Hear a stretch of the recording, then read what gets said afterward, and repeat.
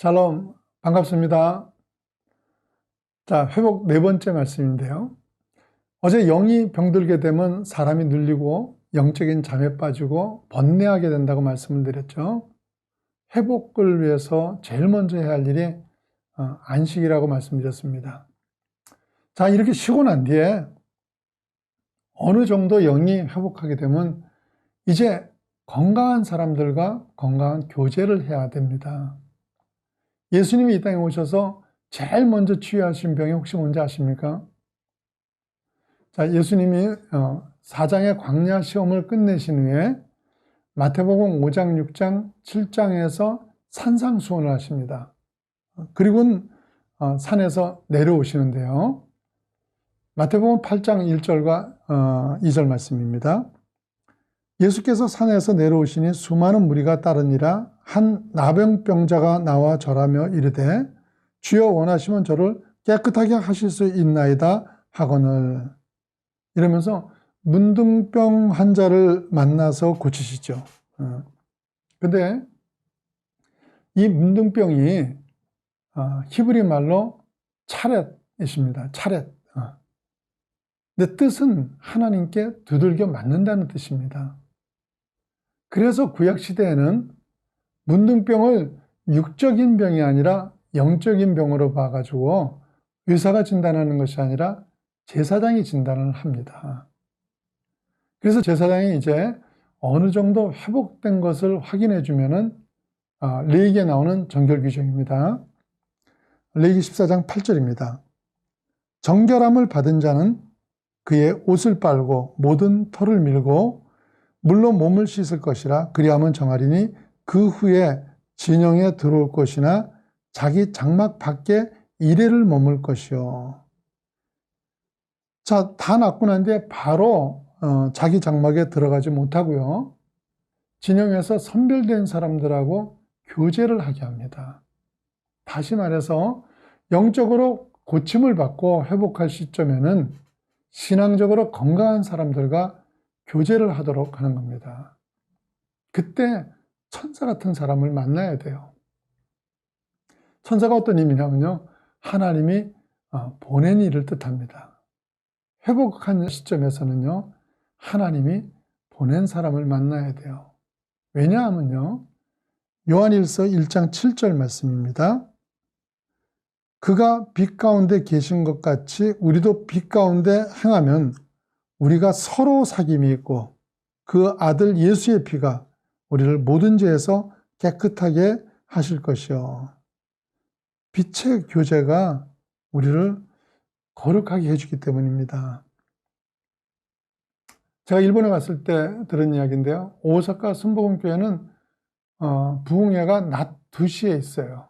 이 부흥회는 대부분 저녁 시간에 하는 건데 왜 낮에 하냐면 교인들 대부분이 술집에 나가는 사람들이기 때문에 그렇대요. 그런데 이들이 부흥회에 오는 거는 물론이고요. 교회에 나오는 것도 싫어하는 교인이 있다고 하는데 이런 사람들을 막아버리면은 전혀 변화될 기회가 없게 되잖아요. 어떻게 해서든지 자꾸 빛의 교제로 나오게 해야 거룩해질 수 있는 것이고요. 우리가 그런 일에 사용이 될 때 다니엘서 12장 3절 말씀입니다. 지혜 있는 자는 궁창의 빛과 같이 빛날 것이요 많은 사람을 옳은 대로 돌아오게 한 자는 별과 같이 영원토록 빛나리라 이랬어요. 별처럼 빛나게 하신다는 거예요. 영의 회복을 위해 해야 할 것이 쉬어야 하고요. 그리고 좋은 사람들하고 교제를 한 후에 마지막으로 할 것이 이제 세 번째로요. 레위기 14장 10절 말씀입니다. 8째 날에 그는 흠 없는 어린 순양 2마리와 1년 된 흠 없는 어린 암양 1마리와 또 고운 가루 10분의 3 에바에 기름 섞은 소재물과 기름 한 녹을 취할 것이요. 이렇게 해가 준비를 해서 하나님 앞에 제물 놓고 예배를 드립니다. 그러는 가운데 하나님 말씀을 들어야 하고 그 말씀을 통해서 회복을 완성하는 것입니다. 여러분요, 신앙생활 중에 영이 병드는 일이 없으면 좋지만 사단은 끊임없이 우리를 노리고 있기 때문에 원하지 않는 침체나 병이 들 수 있습니다. 영이 눌리고 잠이 오거나 또 번뇌가 오면은 하던 일을 잠시 멈추고 쉬십시오. 엘리야 같이 위대한 신앙인도 지치게 되니까 하나님께서 먹고 자고 쉬게 하지 않습니까? 그러고 나면 어떻게 해요? 건강한 신앙 공동체 안에서 빛의 교제를 하셔야 합니다.